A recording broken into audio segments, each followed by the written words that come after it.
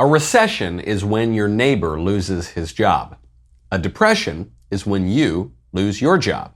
And recovery is when Joe Biden loses his job. Because every minute that this administration goes on, you are getting poorer. Inflation is through the roof. Wages are stagnating, which may explain why rural Democrats are running away from their party affiliation and why the establishment media are furious at the Daily Wire for telling you the truth. I'm Michael Knowles. This is the Michael Knowles Show.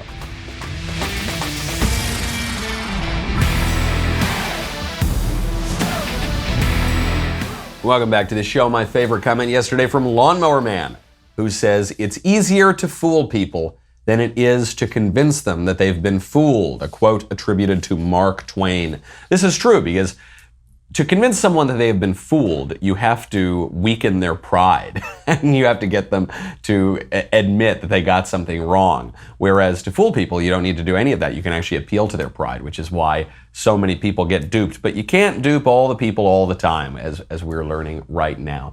And the most tangible way to see this is with the inflation. Joe Biden says, oh, things are getting better, we're recovering, America's opening up again, but everything's way, way more expensive. And when inflation is a concern, you might want to invest in physical gold. Acre Gold will let you start investing in physical gold for as little as $30. Michael, you liar, don't lie to me like all the establishment media have been lying to me. I'm not lying to you. But Michael, you say, physical gold costs more than $30. I know, it does. Acre has figured out an ingenious way for you to start investing in physical gold. And the way is this. You subscribe to their gold bars, you pay $30 a month. When your gold stash reaches the price of their gold bars, they will discreetly ship Acre Gold to your door. And then you're good. You've got a physical asset that tends to be a very good hedge on inflation, which is a very, very big concern right now. I have really enjoyed investing in physical precious metals, and I really enjoy investing in Acre Gold. Visit getacregold.com/Knowles today. Start investing in physical gold. Make sure you go to that URL because Acre is giving away a gold bar. If you want to win that gold bar, then you've got to tweet why you should be the recipient. Just post it out there. You got to mention @get_Acre. That is getacregold.com/Knowles. And thank you, Acre Gold, for supporting the show. Joe Biden's inflation. We call it Bidenflation. This from a Washington Post reporter, Heather Long, just pointing out yesterday. Here is a year-over-year change in prices. For car rentals, 87.7% up. Used cars, 45.2% up. Laundry machines, almost 30% up. Airfare, about 25% up, which I've noticed having been on the road for the past few days. Those things are way up. Moving expenses, it's like when you need to flee New Salinas, California, is over 17% up. Hotels, about 17% up. Furniture, 8.6% up. I've noticed that too. Bacon, even just bacon, one of the great consolations of life, 8.4% up. TVs, 7.6%. Fruit, a little over 7%. Shoes, 6.5%. Fresh fish, very difficult for us Catholics on Fridays, 6.4% up. New cars, over 5% up. Milk, 5.6% up. Rent, 2.3% up. And gas. Here's the killer. With Bidenflation in full swing, gas is up 45.1%. Now, the inflation wouldn't matter if wages were rising as well.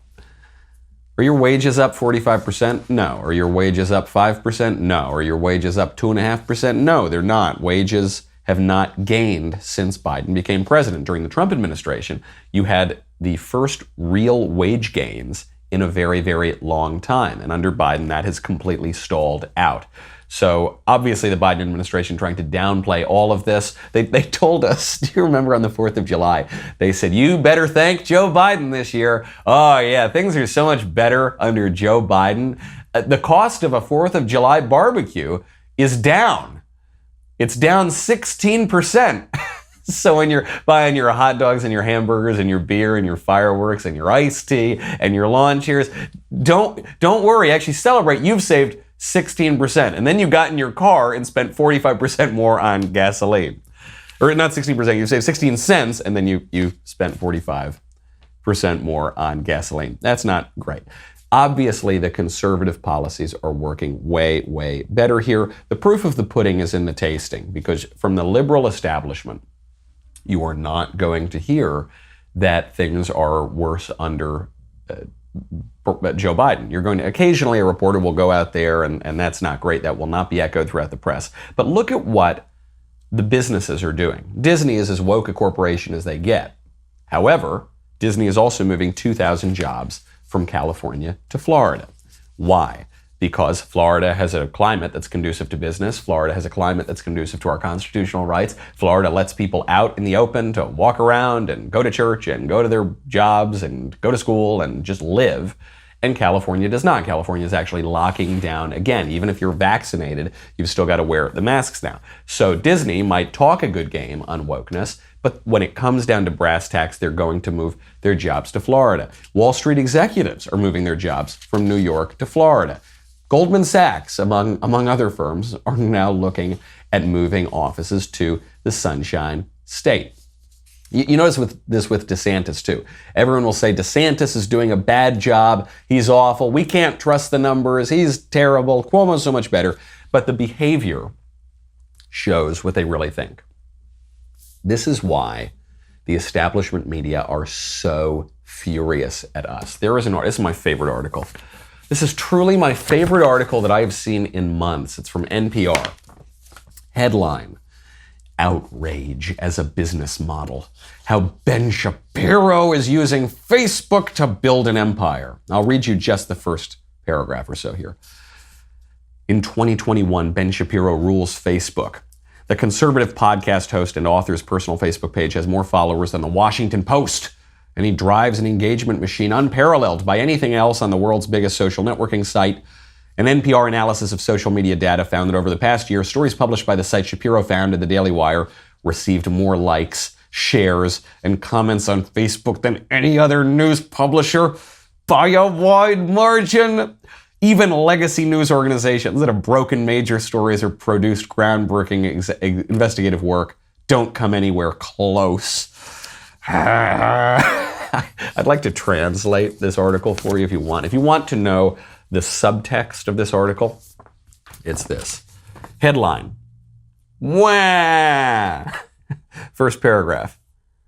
Wow, no, the Daily Wire is good at what they do. Wow, people want to read it. Oh, they don't trust us anymore, but they do trust Shapiro and Knowles and Clavin and Boring and Walsh.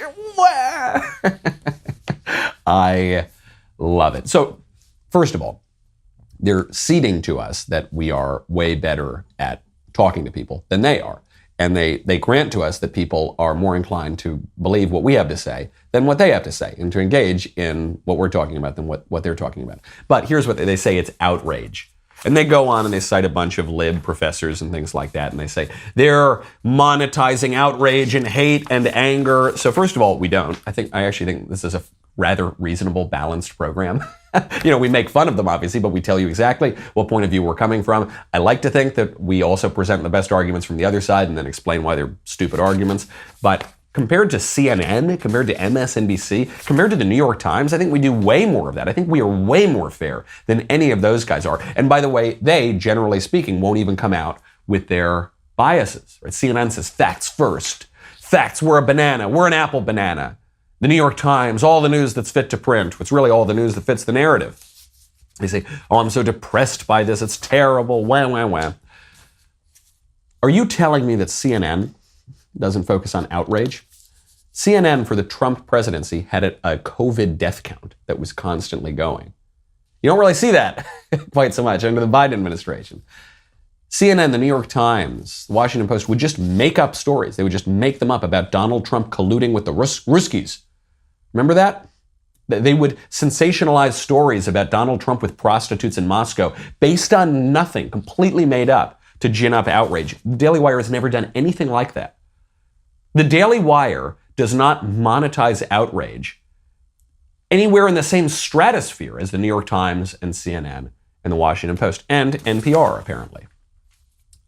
And by the way, when we do focus on outrages, they are legitimate outrages, not totally cooked up, contrived nonsense. But NPR very upset. Why is the Daily Wire successful? Is it because we're so handsome and so wonderful and so great? I like to think so. But you know what I actually think it is, and I say this with no false modesty? I think the reason that the Daily Wire is doing better in terms of engagement with real people is because the establishment media blew their credibility, and they lied to the people, and they lied, and eventually the people stopped paying attention. And then the Daily Wire has done our best to get it right, and sometimes we get it wrong, like everyone sometimes gets it wrong, but we haven't just lied and pushed a liberal establishment propaganda Pravda message down your throats constantly, and so people respond well to that. Certainly on the right, but also in the middle, and even some people who are on the left. That's what I think they're not upset at Ben Shapiro, and they're not upset at the rest of us at the Daily Wire. If they are, it's misplaced. They should be upset with themselves for tarnishing their own credibility. The proof of this thesis, the proof that I'm right about this, is that outside of the media, in elected politics, Democrats in rural areas are not even acknowledging that they're Democrats anymore. Which would make sense to me. The old days where the Democratic Party was more moderate and patriotic are gone. Okay, we've got a very polarized time right now. If you want to remember the good old days, one thing I would suggest, paint your life. I am so impressed with paintyourlife.com. I can't believe it. When I first heard about them, they decided to come onto the podcast. They said, it's a very simple process. You send in a photo or multiple photos, a world-class artist will create an actual painting. I prefer the oil paintings, but there are other kinds too. From those photos, you get to work with them the whole way. You get to approve the proofs and everything, and then you get it. And I thought, I bet it's just not going to be that good. So what did I do? The first time I tried it, I gave one to my stepbrother. I said, I wanted to see, because if it wasn't any good, then he would have to put it on his wall. And then I got it, and it was gorgeous. It was so incredibly impressive. It was very inexpensive. So you know what I did for the second one? That one went to me, and I've got it hanging in my living room, and it's just so beautiful. It can be of a loved one, of a favorite place, of a pet. It's just anything you want. At paintyourlife.com, there is no risk. If you don't love the final painting, your money is refunded, guaranteed, but you're going to love it. Right now, as a limited offer, you can get 20% off your painting. That is 20% off and free shipping. To get that special offer, text Michael to 64,000. That's MICHAEL to 64,000. Paint your life. Celebrate the moments that matter most. Terms apply. Available at paintyourlife.com/terms. Text Michael to 64,000. The Democratic Party knows that as a matter of popularity, right now, it is losing. Okay, I don't think there's any two ways around that. They might still win elections and they might still dominate the media because they got rid of a lot of election integrity measures and they dominate the institutions that exist. But as a matter of popularity, I think they know they're losing. And the proof of this is Democrats in rural areas are running away from the Democratic Party. There were a number of candidates in Ohio and elsewhere who in 1 minute, 2 minute, even 3 minute campaign ads will never mention that they are Democrats. This, according to a report from Axios. This is because Democrats in the House right now have a very, very thin majority, and the polling looks absolutely devastating for them in 2022. So people ask me, I was actually just speaking to a congresswoman friend of mine here at TPUSA. I said, how are you guys feeling about 2022? She said, everyone in Congress, everyone in politics thinks that the Republicans are going to crush it in 2022. Now, my only caveat to this is, if we don't resolve the election issues, the use of widespread mail-ins, the failure to clean up the voter rolls and purge people who are not eligible to vote, the motor voter laws and the ballot harvesting, and the list goes on and on and on, then I'm not so sure that Republicans are going to do great in 2022. I think in order to do really well in 2022, we need to be able to rely on the integrity of our elections. And increasingly, we can't do that because last cycle, the Democrats got rid of some of the most important election integrity measures. And then this cycle, Republicans are trying to put them back in place, the measures that we had in most places even 3 years ago. And Democrats, rather, are saying this is a return to Jim Crow. This is awful. They're trying to federalize the elections to make permanent the radical changes they made with COVID as the excuse. So that kind of makes me worry. However, it just shows you something we've been talking about for a long time, which is the disparity between ordinary Americans, the people, and the ruling class. This is a frequent rhetorical tool that is used by both parties. where they talk about the elites and the regular people. But I want to be clear here. I'm not just using some cheap rhetorical trick. On issues that are very, very important, the vast majority of Americans are on one side of the issue and the ruling class is on the other. I look at immigration. The vast majority of Americans wants to reduce immigration. The majority of Americans wants to reduce even legal immigration. But certainly when you get to illegal immigration, the number, it isn't even close. And yet the ruling class, mostly Democrats, but some Republicans as well, the Chamber of Commerce type of Republicans, they don't want to do anything about it. On the issue of voter ID, the vast majority of Americans support voter ID. The ruling class does not support voter ID. There are a number of other issues like this. Radical gender theory. The vast majority of Americans don't want to cram radical gender theory down everybody's throats. The ruling class does. On the critical race theory stuff, the vast majority of Americans don't want this in their schools. The ruling class clearly does. So there's a huge disparity here between the people and the elites who control the institutions. And so I think they know that they're losing as a matter of popularity. The only question is, have they wrested enough power from the American people that will not matter? Speaking of regimes that have taken too much power from the people, Cuba continues to find itself in turmoil because the people are protesting the communist regime that has existed there for 60 years. And AOC refuses to go hard against the regime. Actually, another Washington Post reporter, again, every so often you'll get one or two from WAPO or New York Times or somewhere else who report the news as they see it. This is not now the position of the editorial boards of those papers. It's not the opinion. This is not the strategy that is generally pursued by the papers anymore, but still every once in a while you get a good reporter. So a reporter from the Washington Post said the quiet part out loud. He said that AOC will not attack the communist regime because broadly she agrees with it. We're just talking about how progressives are really happy about all of the things in the infrastructure bill. They are really being led in many ways by the progressive wing of their party. And the progressive wing of the Democratic Party does not want to go hard against Cuba, against some of the things that the Castro regime may have been a part of, in part because there are some Democrats, there are some progressives who agree with some of those things. They agree with universal health care. They agree with some of the programs that were in place in a more socialist kind of society. This is obviously true. AOC in particular identifies as a socialist. She identifies with the ideology or the very near ideology of the dominant regime in Cuba. This is true of a number of other Democrat members of Congress. And the American left broadly has never apologized for its support of communism. Its overt support of communism in the papers and in the government and on the campaign trail, which went on for about 100 years. The American left has never apologized for supporting the Soviet Union, for instance. Actually, what they did is, last election cycle, as we saw, they just accused the Republicans of colluding with Russia. The Democrats colluded with Russia for 100 years, but then they started accusing the Republicans of colluding with Russia. Colluding with Russia were a problem. Most prominent Democrats from the 20th century would be in prison. Now, AOC won't totally admit this. The American left won't totally admit it. They'll just remain silent. We played those clips from Bernie Sanders yesterday. Bernie Sanders has been a huge supporter of the Castro regime in Cuba and of communists elsewhere. He did his honeymoon in the Soviet Union. And he's just remained basically silent on the Cuba issue because he knows that the reality of the situation is contradicting his crazy theories. Even beyond this very abstract idea of communism and free markets and things like that, look at what's going on the ground. Right now, around our country, crime is going through the roof. Not just shootings, not just murders, which are way, way up in places like Chicago, but look over in DC, just carjackings are up. And they're not up a little bit. You see those inflation numbers and you say, wow, 87.7% up on car rentals, 45% up on gas. That's not just a little bit. Well, carjackings are up in DC, not 5%, not 10%. They're up 74% year over year. There are people now who are calling for bait cars to be placed to finally lure some of these criminals in. They just had a press conference with the police in DC to figure out how to in any way impede this huge spike in crime.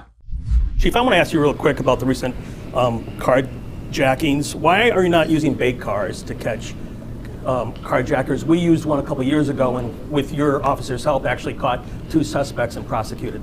Yeah, I'm glad you brought that point up. Over the last couple of hours, the last couple of hours, the last 12 hours, we had a significant spree of robberies that have occurred across our city.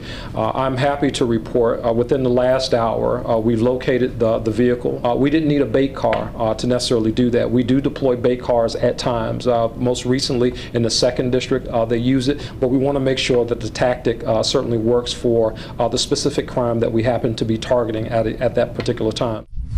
Well, now, we didn't have to use a bait car because the guy stole someone's car. So we didn't have to do that. We want to make sure the tactics are calibrated to the communities.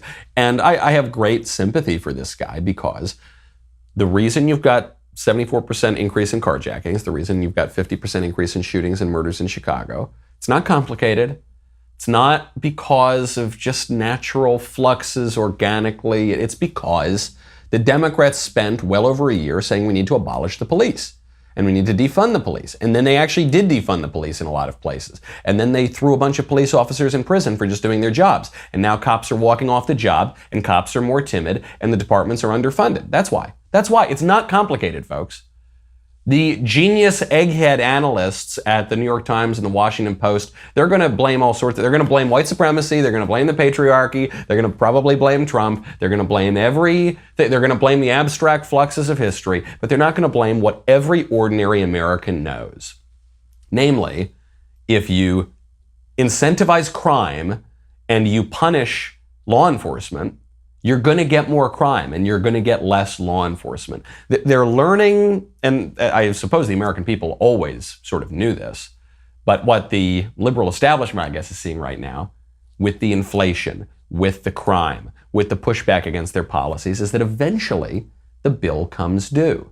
There is no such thing as a free lunch. Eventually, you've got to pay. So you print money and you print money and you print money and you give people a bunch of money for free and you tell them to stay in their homes and not to do anything. And you know what happens?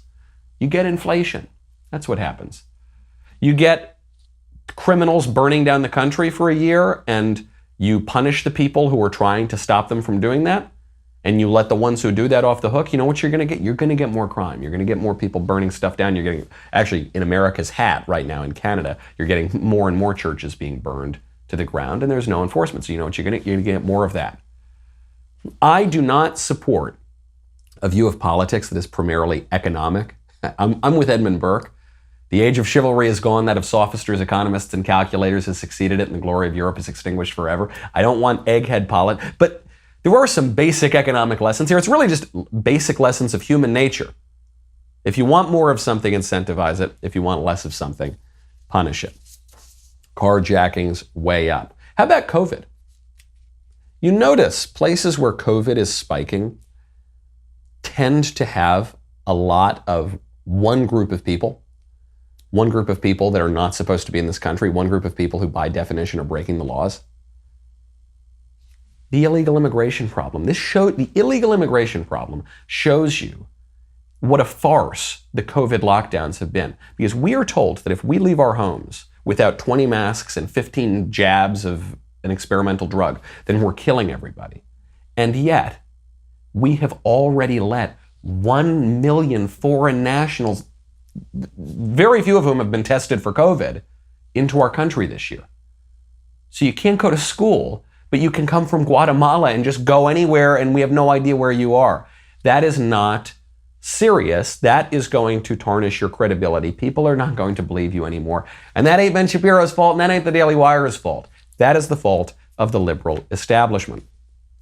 You know, Senator Cruz is really, really good on this issue, and I have to wonder if it's because of his very impressive beard. If you want that really gruff, Texan, manly Cruz beard, well, you know, that doesn't just happen, okay? You don't just wake up and say, boom, there it is. No, you've got to do it the right way. You need some beard oils. You need some soap. You need some beard shears and beard balm. You need Beard Supply. If you're going to grow a beard, head on over to beardsupply.com. For a limited time, only you can buy one beard oil product and get another one for free. What a great deal. Head on over to our friends at beardsupply.com today. Order yourself 2 beard oils for the price of 1. You can mix and match different scents or stock up on the old classic, their bestseller, Winter #1. Oh, how gruff, how manly. Whatever you choose, make sure you choose Beard Supply for a limited time only right now. Go to beardsupply.com and buy 1 beard oil, get another one free. And then you can compare yourself to that gruff Texan, Ted Cruz. Now, we've got a lot of news for you. The irony, I think, maybe not the irony, I guess it's just the coincidence, it's probably the cause of the article. The NPR comes out and attacks us on the very day that we launched a direct challenger to NPR, which is called The Morning Wire, hosted by Daily Wire editor-in-chief John Bickley and his co-host Georgia Howe. Morning Wire, very quickly, will just give you the facts. We'll give you, right in the morning, the most important news developments, set your news cycle for the day, tell you what matters and why it matters. Go check it out right now. You can subscribe to Morning Wire on Apple Podcasts, Spotify, Stitcher, Google Play, MySpace, Xanga, LiveJournal, AOL Instant Messenger, anywhere you get your podcasts. Also, Ben Shapiro's new book is hitting bookshelves next Tuesday, July 27th. Very, very important that you order my book, Speechless, before that happens. And then you can pre-order Ben's book, The Authoritarian Moment, which is really, really important because that will be my campaign slogan in some years. So make sure you get it. That way, when I run for office, you can cut out the front flap and you can put it on your t-shirt and you can say, Knowles 2028, The Authoritarian Moment. You can head on over right now to get a signed copy of Ben's book at dailywire.com/Ben. You will be asked to type a question in at checkout that you want him to answer during his live signing. Head on over to dailywire.com/Ben. We'll be right back with a lot more.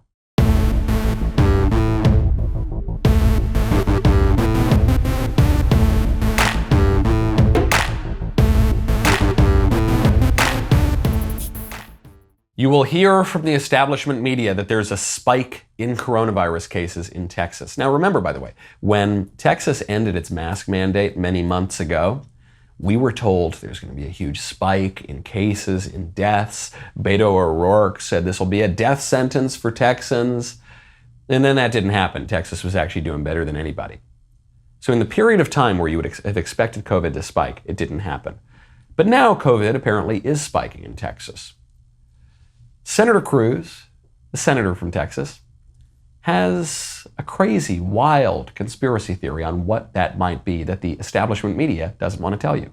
You're packing children into cages with a lot of them having COVID and more of them getting COVID, and the Biden administration is ignoring the law and releasing into our communities people that have COVID, most of whom are coming across this border who are not vaccinated. And right now, Biden is talking about ending Title 42, which is the health protection that says we're not going to release people carrying potentially communicable diseases. So yes, you better believe the rising COVID rates are due in significant part to illegal aliens that the Biden administration is releasing in Texas that have COVID rates 7 times higher than the U.S. population. And we need to stop being boneheaded and ignoring the science, which is what the Biden administration is doing. Well, of course that's true. I mean, if you've got COVID cases spiking a few weeks after you had 188,000 illegal aliens pour across the border. These are insane record numbers. We're halfway through the year, and you've had 1 million illegal aliens come in already, but you had a huge, huge spike in June, and then a few weeks later, you get a spike in COVID cases. No surprise. This shows you, though, that the COVID madness and the vaccine madness and the lockdowns and the Delta and the Lambda and the Phi Beta Kappa and the mask mandates are less about the virus, less about the public health, and much more about the imposition of the rules. This was an observation that Angelo Codevilla made about political correctness. Angelo from the Claremont Institute. He said that political correctness is less about the words that you need to use and more about the imposition of the words and who gets to impose those words. The same thing is true of COVID. If COVID were really the greatest threat in the entire world that everyone tells us it is, the liberal establishment that's pushing that narrative would shut down the border. But they're not shutting down the border, they're actually encouraging people to come. because COVID is not nearly as great a risk as they pretend that it is. The only really grave risk it poses at the national level is to our traditional political order. But Dr. Fauci is, do you know what's so funny? I have to take a pause here. I was at TPUSA yesterday. Charlie Kirk really knows how to put on a great show, because this was thousands and thousands of young conservatives packed into the room. You walk out, it's pyrotechnics, and it's really an impressive show. And so I give my speech. You can catch that speech online. And then we're taking questions from the audience. And one of the questions was, Michael, can you do a Dr. Fauci impression? So I rattled off a bit of a Fauci impression, got a standing ovation, and I thought, this is the only time ever that conservatives are going to give a standing ovation to Dr. Fauci, because they're not applauding Dr. Fauci, they're applauding us making fun of Dr. Fauci, because the man has just made himself into a joke, into a punchline, into a farce. The way that he changes his directives by the hour, not because the science has changed, but because the politics has changed. The way that he is so sanctimonious, the way that he is so fear-mongering, the way that he has been caught in open lies to us. Well, now Dr. Fauci's going out there, and he is assenting to the idea that if Fox News, that's the stand-in for conservative media, if Fox News existed many, many moons ago, why, we never would have eradicated smallpox. Do you think we could have eradicated polio or defeated the measles if you had Fox News night after night warning people about these vaccine issues that are just, bunk? Well, that is a very good point, Jim. If you look at the extraordinary historic success in eradicating smallpox and eliminating polio from most of the world, and we're on the brink of eradicating polio, if we had had the pushback for vaccines the way we're seeing on certain media, I don't think it would have been possible at all to not only eradicate smallpox, we probably would still have smallpox, and we probably would still have polio in this country if we had the kind of false information that's being spread now. If we had that back decades ago, I would be certain that we'd still have polio in this country. The most prominent spreader of false information in the United States right now is Dr. Fauci. Don't wear the mask. Wear the mask. We won't get a vaccine. We got a vaccine. It won't be that effective. It's very effective. It up and down and left and right, and wear the mask, sheep. Wear the mask. What Dr. Fauci says, and he wants to keep sort of more neutral tones, so he lets Acosta do this dirty work for him, right? You get the liberal news anchor who says, if we had Fox News, do you think that would have permitted us to eradicate bad diseases? Well, no, I don't. And actually, even worse diseases we'd probably still have. So Fauci won't name Fox News. Fauci talks about misinformation, which he's using as a synonym for Fox News, which he's using as a symbol of all of the conservative media. But you know what? People believe the conservative media. Most notably of all, they believe the Daily Wire, and they engage with the Daily Wire, not because we're such special guys. I like to think we're very special guys, but because the other outlets have beclowned themselves and have lied. And so now they're looking to us, and Fauci's very upset about that. Well, Fauci, if you wanted people to listen to you, you know what you could have done? Not lied to them for a year. 15 days to slow the spread. Oh, those stupid idiots. Those people wearing the masks. They think 15 days. And then what's he do? 15 months later, he says, just 15 more days. Believe old Dr. Fauci. Why won't they believe me anymore? Because you lie to them. That's why. That's why they don't believe you. The liberal establishment does not have a ton of credibility on biology at the moment, actually. The International Olympic Committee has just made a final decision on whether or not giant hulking dudes should be permitted to compete against women at tests of brute strength. In an earlier time, this would not have been a difficult question, but now it is a difficult question. So there is a New Zealand weightlifter, fella by the name of Laurel Hubbard. I don't know his real name, but he now goes by Laurel, and he was a a male weightlifter who competed against other men, and he didn't do very well there. And then he transitioned to make himself look more like a woman. Now he competes against women, and he beats them all the time. So the question was, is this fella permitted to compete against women? The IOC says, absolutely. He became the first transgender woman, also known as a man, to qualify for the Olympics at 43 years old. He qualified in the 87 kilogram category. I don't know how much that is because I'm an American and I use real measurements, but everything's trans now. You know, the genders, the weight measurements. He already received support about competing as a woman in the competitions, but the president of the IOC reiterated this, gave a final decision on Saturday. So what that means is the women's weightlifting competition doesn't mean anything anymore. Because if a woman's weightlifting competition is going to mean anything, it has to be for women. So if men can compete in that, it's no longer the women's weightlifting competition. And the egghead geniuses, all our benevolent betters, they all are applauding this. There's about 7 of those people in the country. No, it's more than that, but there aren't very many of them. Whereas the majority of, not just the American people, but the majority of the people in New Zealand, the majority of people around the world are looking at this, not just with their eyebrows cocked, but looking at this like the president of the IOC and every other liberal egghead who's pro-transgenderism has lost their minds. Because they obviously have lost their minds. No one believes this stuff. And yet, because the elites, just by definition, I guess, have this sort of power, because the radicals have attained positions of power, they can push it through, even over the objections of the majority of people. And this logic of transgenderism is leading to something that is really, to my mind, absolutely disgusting. This is leading to calls among prominent Senate Democrats to force women to register for the draft. This story is not getting a lot of coverage. Politico did just report on it, though. Senate Democrats are proposing a sweeping rewrite of the military draft laws to require women to register for the Selective Service System, according to a draft of the report, authored by Senate Armed Services Chairman Jack Reed, which was obtained by Politico. This would be attached to the National Defense Authorization Act, a defense policy bill that is one of the few pieces that is considered a must-pass by Congress. So they're going to try to ram it into some legislation that Congress is just going to have to pass so that they can get this through.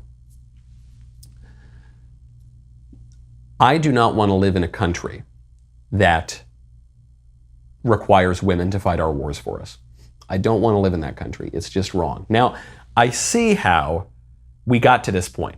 A lot of people are going to say, well, this is just too far, or this is crazy, or this is, but no, this is the logic of the last 50 years. The logic of second-wave feminism, the premise of second-wave feminism, is that women and men are basically the same. Sure, they look a little different, but hey, a woman needs a man like a fish needs a bicycle, as Gloria Steinem said. The differences between men and women are purely superficial. Women can do anything men can do, and how dare you say otherwise? Well, okay, if that's true, if men and women are basically exactly the same, then surely the homosexual rights movement, as it was once called, is going to go through. No, well, of course, because men and women are exactly the same. Surely the redefinition of marriage, which was the apotheosis of that movement, has to go through, because men and women are exactly the same. So if men and women are the same, then your argument that marriage is the union between one man and one woman falls apart. Because men and women are the same. So then I guess it could be the union of one man and one man, or one woman and one woman. And if that's true, then the logic of transgenderism has to hold. Because if men and women are basically the same, then Bruce Jenner certainly can become Caitlyn. Because those differences are just superficial. Get a little nip tuck here, throw on some stilettos and a little bit of lipstick, and there you have it. Bruce is Caitlyn. And frankly, he didn't even need to do that. He could have just said he's a woman, as many people do now, and that would have been perfectly fine. And if men and women are exactly the same, then of course women need to register for the draft. It would be unfair, it would be unjust if only men registered for selective service. And the problem with all of that is it's all false. It's based on a false premise. Men and women are different. This is the fundamental distinction in human nature. Men and women are not identical. They are complementary. They go together. Like love and marriage, like horse and carriage. You can't have one without the other in society. So you're going to hear two arguments on this from the right. You're going to hear, and I'm just talking about people who oppose women registering for the draft. You're going to hear two kinds of arguments. One is the egghead arguments. They're going to tell you, well, actually, if you look at certain statistics, and if you look at the levels of testosterone and the way that and the bones and the this and the development, then actually women are not quite suited for the draft, and blah blah blah blah blah. Fine, I'm willing to take any argument that persuades anybody, but that to me is not the real argument. I don't even care if some other egghead on the other side could prove that women actually do have the same bone density and the same kind of muscle mass. And actually, they're just as competent in the field. And that, I don't care. I don't want to live in that country. Going back to the Edmund Burke quote, when he lamented during the French Revolution that the age of chivalry is gone, and that of sophisters, economists, and calculators has succeeded it, and the glory of Europe is extinguished forever. I don't want to live in the world of sophisters, economists, and calculators. I don't care if you can prove to me that by measuring testosterone and bone density or any other physical feature, that men and women are very, very similar. Men and women are different. And a country that sends its women to fight its wars is an ugly, unchivalrous, uncivilized country. I want to live in a country where men go fight the wars to protect the women, where we have a real complementarity of the sexes, where we actually work together and care for one another, and we don't just all pretend that we're all exactly the same. Speaking of castration, just talking about men pretending to be women, now we can talk about men who have been emasculated in more subtle ways. Prince Harry. Prince Harry is now set to write a memoir about his decision to be led around on a leash by his wife. Very sad for poor Harry. He will release a, quote, wholly truthful memoir about his life in the royal family and his Mexit escape to the United States with Meghan Markle. This, according to the New York Post's page 6, which says that Prince Harry's autobiography, first draft of which is nearly complete, is expected to be explosive, and that he will be retelling his life story, quote, not as the prince I was born, but as the man I have become. So pathetic. So pathetic. So womanish. Not womanly. When a woman behaves like a woman, that's womanly. When a man behaves like a woman, that's womanish. Is nothing sacred anymore? Why is he doing this? He said that he was leaving the royal family to live a private life. And we all knew that was ridiculous. We all knew that Meghan Markle, who has begged for attention her entire life and who is an actress and who sought after and married a prince, and then she didn't like having to actually do things and fulfill duties and obligations, so then she made a bigger spectacle of herself by pulling the prince away from his family, and now she still takes every opportunity to go on Oprah and to make a big deal about herself. Obviously, they don't want to live a private life.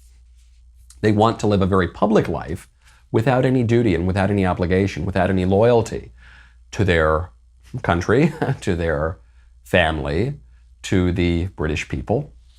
And so now he's writing a tell-all to drag the attention party on a little bit longer and to trash his family. This is really ugly stuff. Really, really ugly stuff. But it's a symbol of broader political decay. The reason that the revolutionaries in our culture, the radicals, always want to go after the family is because the family is the fundamental political institution. If you can upend that, you can upend everything. That has successfully happened in the United Kingdom. Hope it doesn't happen here. But speaking of men being led astray by women, and speaking of the International Olympic Committee, they are actually doing one thing that is pretty conservative, one thing that is pretty virtuous. The Olympic Committee has decided that the Olympians are not going to get regular beds when they go to Olympic Village. They are going to sleep on beds made of cardboard. Why would they be doing this? They're doing this because every year the Olympians have a ton of sex with each other. And there's always a story about how they've run out of condoms within a few days. There's always a story about how venereal disease is running rampant. And I get why. You've got a bunch of young people who are extremely hot and extremely athletic being brought together from all over the world in this weird sort of summer camp.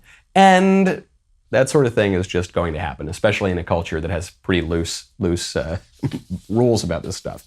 So the Olympic Committee doesn't want this to happen, especially with COVID-19. Forget about syphilis. Forget about chlamydia. They're worried about COVID-19. So they're putting them on cardboard beds, which are, quote, allegedly designed to collapse under the weight of fornicators to discourage sex amid COVID-19. They've got 18,000 of these cardboard beds. You know, this is actually something that we could learn from. Very often we spend our time trashing the international organizations on this show that enforce the dominant liberal regime. But this is something actually we might be able to learn from. Maybe they should put these in college dorms. You know, nice cardboard beds that the minute you get two people on them, they collapse under the weight of that. That might be one good way to encourage better behavior, and then people engage in there. Speaking of fornication, too, I have to get to this story. There is evidence from that Peter Schweitzer, who's a very good conservative investigative journalist, that he has discovered, going back to an older New York Post story regarding Hunter Biden's laptop, that Hunter Biden was getting all these sweetheart deals and committing all sorts of crimes. There was the allegation, based on Hunter Biden's messages, that Joe Biden benefited directly from that. Now Peter Schweitzer says he has nailed down evidence that shows Joe Biden directly benefited from Hunter Biden's corruption overseas. If you remember, the Bidens from the beginning have lied and shifted the goalposts. At first, remember, they said, no, there are no foreign deals with the Chinese. That's all fake news. But then when it turned out that, of course, those deals were real, we showed that they were real, they said, well, you know, Joe Biden had no knowledge of those deals. When we showed that Joe Biden had knowledge of those deals, it shifted to, well, he never discussed it with his son. Then when we showed that he discussed it with his son, they shifted to, well, he never directly benefited. What we see from the Hunter Biden laptop, and we do have a copy, by the way, here at GAI of the laptop and all the files, it confirms that Joe Biden was a direct beneficiary. We're in the middle of the investigation now, but by the end of the year, it will be completed, and it will take on a far more sinister tone than it has even now in terms of what it says about the Biden family and the vulnerabilities of the Biden family. It's that bad. So this is pretty explosive stuff. If it were just about any other journalist on the right who does these sorts of things, I would say, I don't know, I'm going to hold off. I'm not totally bought into that yet. But Schweitzer's pretty good. And so if he says he's got the goods, then we will await that. I'm not surprised at all. The Biden family has been a machine family now for a long time. I mean, this guy's been an institution in the Democratic Party for 50 years. There's been a lot of evidence of shady deals. He survived in Washington a very long time. So not surprised to see that sort of thing. Speaking of foreign policy, we don't have time to get to it today, but I have to mention at least that General Petraeus is now criticizing the quote-unquote hasty decision to withdraw from Afghanistan. We've been in Afghanistan now for 20 years. But this is considered hasty. This is a war that the American people do not want to be fighting anymore. We don't know what the purpose of this war is. We've been told lots of different things about the purpose of this war, and it's just not working out, is it? Just more evidence that on this front, on the inflation front, on the media front, on all of this, eventually the bill is going to come due, okay? And if you mislead the people, and if you stonewall the people, and if you gaslight the people for long enough, they're going to stop believing you. They're going to turn to other people. That's not the fault of those other people, like those of us here at Daily Wire. That's not the fault of the people themselves. That's your fault for lying. And now you got to pay the price. I'm Michael Knowles. This is The Michael Knowles Show. See you tomorrow.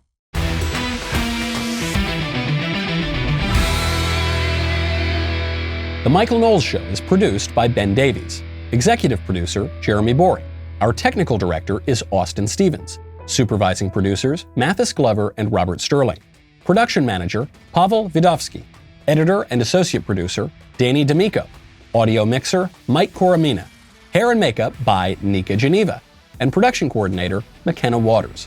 The Michael Knowles Show is a Daily Wire production. Copyright Daily Wire 2021. Today on The Ben Shapiro Show, the media and politicians break out the COVID panic. But do the stats justify it? Plus, Joe Biden is unwilling to accept the consequences of his own economic agenda. That's today on The Ben Shapiro Show. Give it a listen.